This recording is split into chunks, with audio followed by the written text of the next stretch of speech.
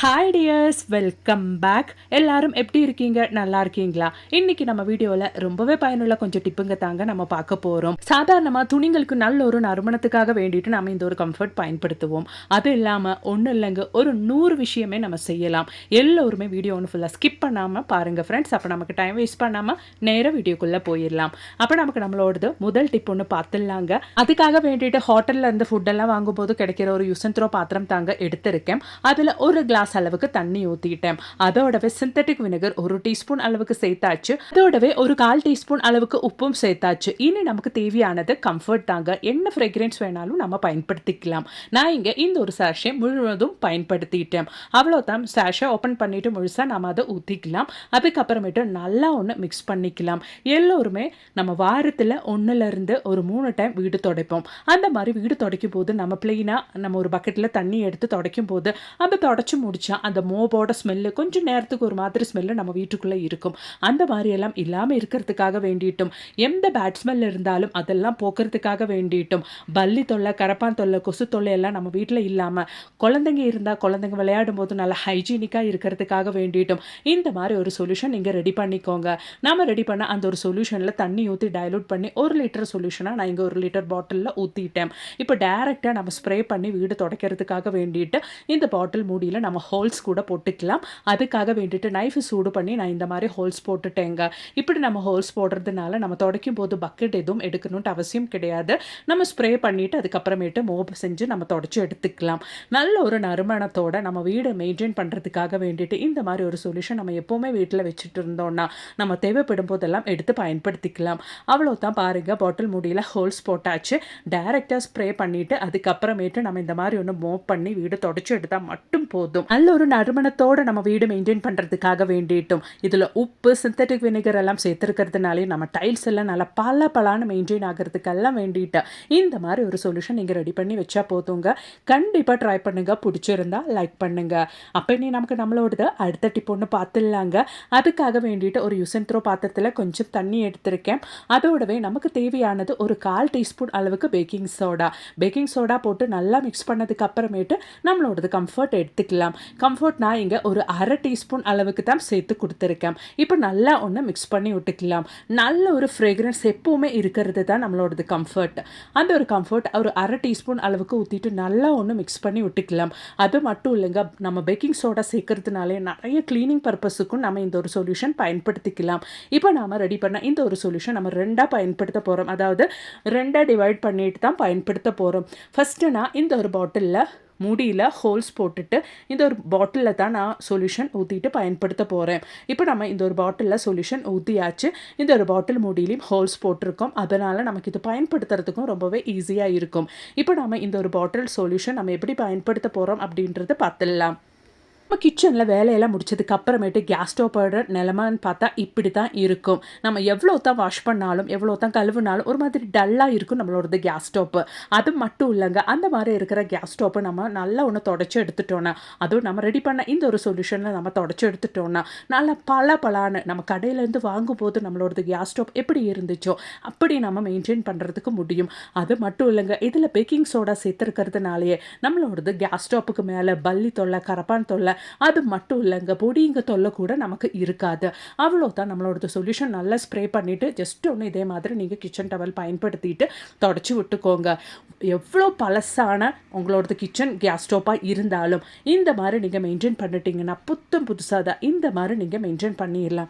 அவ்வளோதான். பாருங்கள், நல்லா க்ளீன் பண்ணி எடுத்தாச்சு. என்னோடது கேஸ் ஸ்டோப் இப்போ நல்லா பலான்னு க்ளீன் ஆயிருச்சு. கண்டிப்பாக நீங்களும் வீட்டில் ட்ரை பண்ணி பாருங்கள் ஃப்ரெண்ட்ஸ். பிடிச்சிருந்தா மறக்காம ஒன்று லைக் பண்ணுங்க. நம்ம ஆல்ரெடி எடுத்து வச்ச அந்த ஒரு சொல்யூஷனில் பாக்கி, அதாவது பேக்கிங் சோடையும் அது மாதிரியே நம்ம கலந்த அந்த ஒரு கம்ஃபர்ட்டும் சேர்த்த சொல்யூஷன் நம்ம கொஞ்சம் எடுத்து வச்சுருந்தோம்.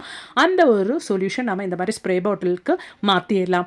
நிறைய விஷயத்துக்காகவும் இந்த பேக்கிங் சோடா கம்ஃபர்ட் கலந்த இந்த ஒரு சொல்யூஷன் நம்ம பயன்படுத்த போகிறோம். அது என்னன்னு பார்த்துடலாம் வாங்க.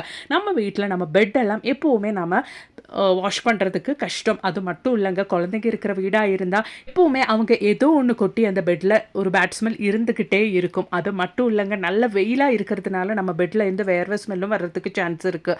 அந்த மாதிரியெல்லாம் இல்லாமல் நம்ம மாதம் 1-2 முறை இந்த மாதிரி ஒரு சொல்யூஷன் ரெடி பண்ணி பெட்டு முழுவதும் நல்லா ஒன்று ஸ்ப்ரே பண்ணிவிட்டு ஃபேன் ஆன் பண்ணி விடலாம். அப்படி இல்லைன்னா நம்ம பெட் ஒன்று கொண்டு போய் வெயிலில் வச்சு நல்லா ஒன்று காய வச்சுட்டு எடுத்துட்டோம்னா பேட் ஸ்மெல் எல்லாம் இல்லாமல் நல்லா பலான நம்மளோடது பெட்டெல்லாம் நம்ம மெயின்டைன் பண்ணிடலாம். கண்டிப்பாக ட்ரை பண்ணி பாருங்கள். இதோடவே நம்ம வீட்டில் இந்த மாதிரி குஷன்ஸ் எல்லாம் பயன்படுத்தும் போது அது எப்போவுமே வாஷ் பண்ணி எடுக்கிறதுன்றது ரொம்பவே கஷ்டமான விஷயம். இந்த மாதிரி நம்ம வாரம் ஒரு முறை இந்த ஒரு சொல்யூஷன் பயன்படுத்தி பேக்கிங் சோடா கம்ஃபர்ட் கலந்த சொல்யூஷன் பயன்படுத்திட்டு ஸ்ப்ரே பண்ணிவிட்டு ஒரு ஃபேனுக்கு கீழே நம்ம வச்சுட்டோம்னாலே போதுங்க. நல்லபடியாக நம்ம மெயின்டைன் பண்ணிடலாம். ட்ரை பண்ணி பாருங்கள். அப்போ இனி நம்மளோடது அடுத்த டிப் ஒன்று பார்த்துடலாங்க. அதுக்காக வேண்டிட்டு நம்ம ஹோட்டல்லேருந்து ஃபுட்டெல்லாம் வாங்கும்போது கிடைக்கிற இந்த மாதிரி ஒரு குட்டி பவுல் நம்ம எடுத்துக்கலாம்.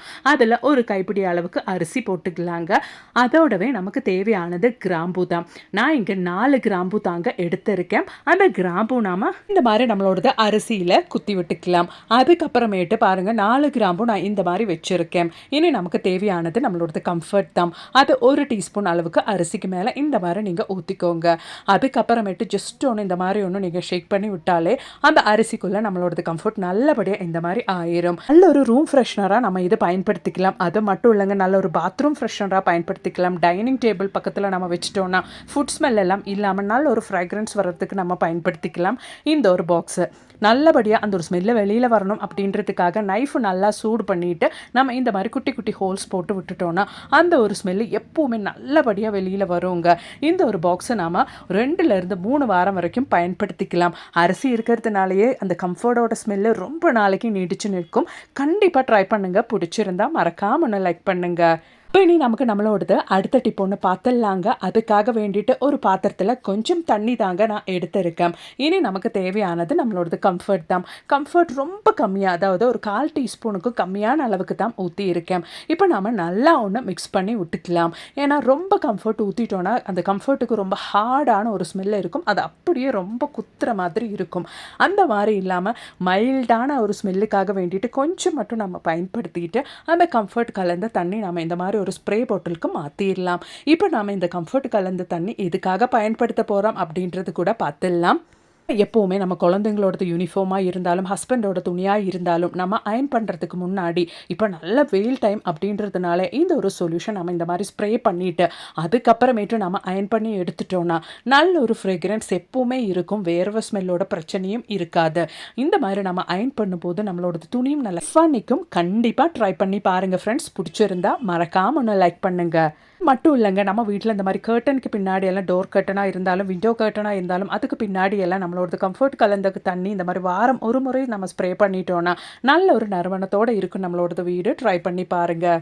இனி நம்மளோடது அடுத்த டிப் ஒன்று பார்த்துடலாங்க. அதுக்காக வேண்டிட்டு நான் இங்கே ஒரு கற்பூரம் தாங்க எடுத்திருக்கேன். நான் கொஞ்சம் பெரிய கற்பூரம் அப்படின்றதுனால ஒரு கற்பூரம் மட்டும்தான் எடுத்திருக்கேன். உங்கள் கையில் சின்ன கற்பூரம் இருந்தால் நீங்கள் 2 கற்பூரம் எடுத்துக்கோங்க. அதுக்கப்புறமேட்டு நம்ம நல்லா ஒன்று பிடிச்சி இந்த பவுலில் சேர்த்துக்கலாம். கற்பூரம் பிடிச்சி சேர்த்ததுக்கு அப்புறமேட்டு நம்ம தண்ணி ஊற்றிக்கலாங்க. நான் இங்கே 1 கிளாஸ் அளவுக்கு தண்ணி ஊற்றியிருக்கேன். தண்ணி ஊற்றினதுக்கு அப்புறமேட்டு நம்மளோட ஃப்ரெக்ரன்ஸ்க்காக வேண்டிட்டு கம்ஃபர்ட் எடுத்துக்கலாம். நான் இங்கே 1 டீஸ்பூன் அளவுக்கு தான் கம்ஃபர்ட் ஊற்ற போகிறேன். 1 டீஸ்பூன் அளவுக்கு கம்ஃபர்ட் ஊற்றிட்டு நம்ம நல்லா ஒன்று மிக்ஸ் பண்ணிக்கலாங்க. ரொம்பவே பவர்ஃபுல்லான ஒரு சொல்யூஷன். அதுவும் நம்ம வீட்டில் வுடன் ஃபர்னிச்சர்ஸ் எல்லாம் இருந்தால் இல்லை கரையானெல்லாம் ஏறி ஃபர்னிச்சர் நஸ்தி பண்ணாமல் இருக்கிறதுக்காக வேண்டிட்டு இந்த மாதிரி ஒரு சொல்யூஷன் நம்ம மாதம் ஒரு முறை நம்ம ரெடி பண்ணி வச்சுட்டோன்னா வாரத்தில் ஒரு முறை நல்லா ஒன்று ஸ்ப்ரே பண்ணிவிட்டு நம்மளோட ஃபர்னிச்சர் எல்லாம் நம்ம நல்லா தொடச்சி எடுத்துட்டோன்னா ரொம்ப காலத்துக்கு நம்மளோட வுடன் ஃபர்னிச்சர்ஸ் எல்லாம் நம்மளால் மெயின்டைன் பண்ண முடியும். அவ்வளோதான். நம்ம மிக்ஸ் பண்ணி ரெடி பண்ண நம்மளோட சொல்யூஷன் நம்ம ஃபில்டர் பண்ணிட்டு இந்த மாதிரி ஒரு ஸ்ப்ரே பாட்டிலுக்கு மாற்றிடலாம். அதுக்கப்புறமேட்டு தான் நம்ம பயன்படுத்த போகிறோம். இந்த மாதிரி நம்ம ரெடி பண்ண வுடன் ஃபர்னிச்சருக்கு மேலே கற்பூரம் கம்ஃபர்ட் கலந்த தண்ணி நல்லா ஒன்று ஸ்ப்ரே பண்ணிவிட்டு சுத்தமாக அந்த ஒரு ஈரப்பதம் இல்லாமல் நம்ம தொடச்சி எடுத்துடணும். ரொம்ப காலத்துக்கு இந்த மாதிரி நம்ம செஞ்சுட்டு வந்துட்டோன்னா ரொம்ப காலத்துக்கு நம்மளோட வுடன் ஃபர்னிச்சர் கரையாக நேராமல் நம்ம மெயின்டைன் பண்ணிடலாம். கண்டிப்பாக ட்ரை பண்ணி பாருங்கள் ஃப்ரெண்ட்ஸ். உங்களுக்கே அந்த வித்தியாசம் தெரிய வரும். அப்போ இனி நம்மளோடது அடுத்த டிப் ஒன்று பார்த்துடலாங்க. அதுக்காக வேண்டிட்டு நான் இங்கே பழுத்த தக்காளி தாங்க எடுத்திருக்கேன். இதை நம்ம 2ஆக கட் பண்ணிக்கலாம். அந்த கட் பண்ண ஒரு பகுதி தான் நம்ம இங்கே பயன்படுத்த போகிறோம். உங்கள் கையில் சின்னதாக கேடான தக்காளி இருந்தாலும் அது கூட நம்ம இந்த ஒரு பர்பஸுக்காக பயன்படுத்திக்கலாம். இனி நமக்கு தேவையானது தீப்பெட்டி குச்சி தாங்க. இந்த தீப்பெட்டி குச்சியோட முன்பகுதியில் இருக்கிற அந்த ஒரு மருந்து தான் நாம் இங்கே கையால் எடுத்து அந்த தீப்பெட்டிக்கு மேலே போட போகிறோம். தீப்பெட்டிக்கு முன்னாடி இருக்கிற மருந்து நம்ம இந்த மாதிரி தக்காளிக்கு மேலே போட்டாச்சு. அதோடவே ஒரு பிஞ்ச் அளவுக்கு பேக்கிங் சோடா, அதுவும் நம்ம அந்த ஒரு தக்காளிக்கு மேலே இந்த மாதிரி ஒன்று போட்டு விட்டுக்கலாம். இப்போ நாம தீப்பெட்டி மருந்தும் அதோடவே பேக்கிங் சோடையும் சேர்த்து அந்த ஒரு ஸ்மெல் வெளியில் வராமல் இருக்கிறதுக்காக வேண்டிட்டு தக்காளிக்கு மேலே நாம் இந்த மாதிரி வெல்லம் பிடிச்சது கூட சேர்த்துக்கலாம். மனம் இருக்கிற சக்தி இருக்கிற எலியும் பெருச்சாடியும் இந்த ஒரு தக்காளிக்கு பக்கம் வருங்க. இந்த ஒரு தக்காளியோட ஸ்மெல்லுக்கும் அந்த சர்க்கரையோட அப்படி இல்லைன்னா வெல்லத்தோட ஸ்மெல்லுக்கும் கண்டிப்பாக இது பக்கத்தில் வரும். இது சாப்பிடும். இதுகளெல்லாம் கொல்லாமல் நம்ம வீட்டு பக்கமே வராதபடி செய்யக்கூடிய ஒரு அருமையான டிப்புங்க. இந்த மாதிரி நம்ம வீட்டுக்கு சுற்றிலும் எந்தெந்த இடத்துல எலி பெருச்சாழி எல்லாம் வர்றதுக்கு சான்சஸ் இருக்கும் அந்த இடத்துல நீங்கள் வச்சு விட்டால் மட்டும் போதுங்க. அதுக்கப்புறமேட்டு ஒரு 2-3 நாள் கண்டினியூஸாக நீங்கள் வச்சுக்கோங்க. அதுக்கப்புறமேட்டு அதுங்க தொல்லை உங்கள் வீட்டுக்கு சுற்றிலும் இருக்கவே இருக்காது. ரொம்பவே பயனுள்ள ஒரு டிப்புங்க. கண்டிப்பாக ட்ரை பண்ணி பாருங்கள். இன்றைக்கி நம்ம வீடியோவில் நான் ஆட் பண்ண எல்லா டிப்ஸும் உங்களுக்கு ரொம்பவே பயனுள்ளதாக இருந்திருக்கும்னு நான் நினைக்கிறேன். வீடியோ பிடிச்சிருந்தா மறக்காமல் ஒன்று லைக் பண்ணுங்கள். அது மட்டும் இல்லைங்க, நிறைய வீடியோஸை நான் என் சேனலில் ஆட் பண்ணியிருக்கேன். கொஞ்சம் செக் பண்ணி பாருங்கள். தேங்க்ஸ் ஃபார் வாட்சிங்.